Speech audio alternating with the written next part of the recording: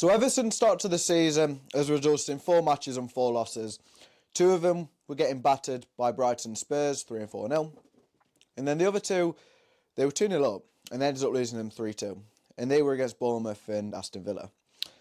This video is going to be a bit of a breakdown as to whether they're as bad as they look so far, whether Dyche is the right man for the job, whether the tactics are working, whether they'll go down. Just before I start the video, I just want to ask you to pop a like on the video. Also subscribe to the channel.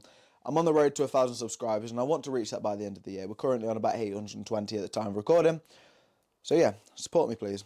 As I say, I don't know whether Everton are as bad as people are thinking. Obviously losing 3-0 against Brighton and 4-0 against Spurs, or maybe it's the other way around, they're not good results. But look at the Bournemouth game. They were 2-0 up and in the last 10 minutes they conceded 3 goals. And that was mainly because Bournemouth just did a lot of back-post crosses and overloading it. And I'm not excusing the defeat, but as far as game state goes, if you look up to the 90th minute, the 2-0 winners, and they've done good work. They had a good performance in that match. And then against Aston Villa, again, they were 2-0 up.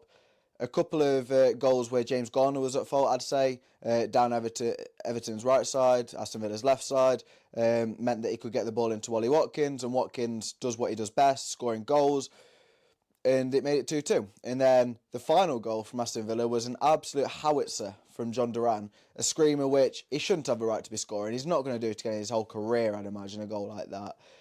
And he made it go 3-2. And then, talking of luck, talking of game state, at the end of the game, Dominic Calvert-Lewin was bearing down on goal, smacks it past Martinez in net, and it smacks the crossbar. And if that ball was 5 inches further down in the shot, it would have gone crossbarring in, and Everton would have scored. Now, if you look at those 2 moments, if you reflect on those 2 moments in the game, where John Duran scores a screamer, where DCL smacks the crossbar, if they go the other way around, Everton have won 3-2, and they've won a team which finished 4th in the Premier League last season. They're on 3 points and it looks much better. Again, if you look at that match that they had against Bournemouth, where they lost 3-2, if their defence just held on a little bit more, they'd have got a win. Could have been 2-1, could have been 2-0, or even if they got a 2-2 draw, and then they'd be on 4 or 6 points, their season would be looking a lot brighter, there'd be less pressure on Sean Dyche. But as it stands, it looks like they fold under Leeds, looks like they can't handle the pressure, it looks like teams work them out as the games go on. And that's an issue. And whether that's going to be how it carries on, whether that's the narrative, whether that's actually what's happening, we'll have to find out. And the weeks will tell its own story. But you look at their lineup. Onana left 50 million. They replaced him with Tim Erogbona, not even sure how to say his name, from Aston Villa for around 10 million. So instantly, that's a downgrade. And Onana came up against his replacement in the weekend. And you saw a clear quality in midfield disparity.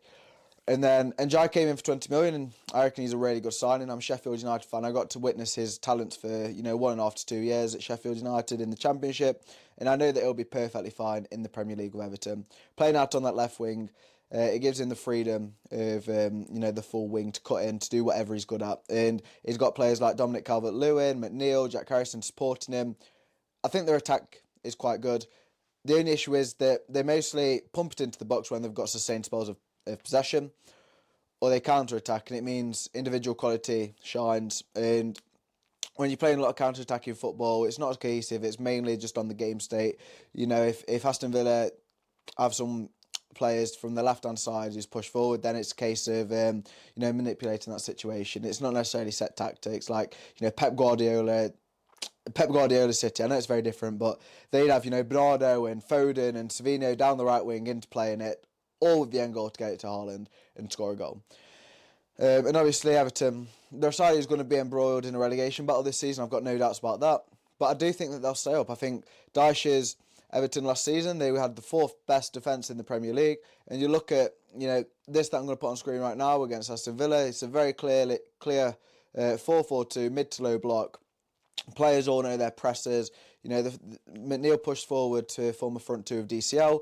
They both went to their centre-backs. The 2 wingers went to Aston Villa's full-backs. And each player had, a position or an area of the pitch which they had to press when Aston Villa put that ball into that position. And it worked for the majority of the game. As I say, if it wasn't for John Duran scoring a screamer, I don't think Aston Villa were really likely to be getting a goal. If it wasn't for Mikalenko getting an injury and James Garner having to come on at right back, a midfielder must I say, it would have meant that Jacob Ramsey probably wouldn't have got the ball to Ollie Watkins those 2 times in the match, and it would have meant that Everton would have been a bit more comfortable. The Bournemouth defeat, obviously, I've said they should have done better, and there's no excuse in that. But I feel like Everton just are not as bad as people are making out. Obviously, Tarkowski and Keane are a centre-back duo who've partnered each other for years now, off and on. Obviously at Burnley initially, and then eventually at Everton once they both came to Everton. And Dyche knows how to get the best out of them. And I really don't think they're that bad. So, yeah, it's just a short one, really reviewing how I think that they'll be. Let me know in the comments how you think Everton are going to do this season. Are they as bad as they look? Are they going to go down? Is Dyche the right man for the job? Do they need a more attacking coach? Do they just need a bit of a change? Let me know down in the comments. As I say, subscribe to the channel. We're on a road to 1,000. I want to hit that within the next month or so. So please subscribe. Thank you very much for your time, and I'll catch you in the next one.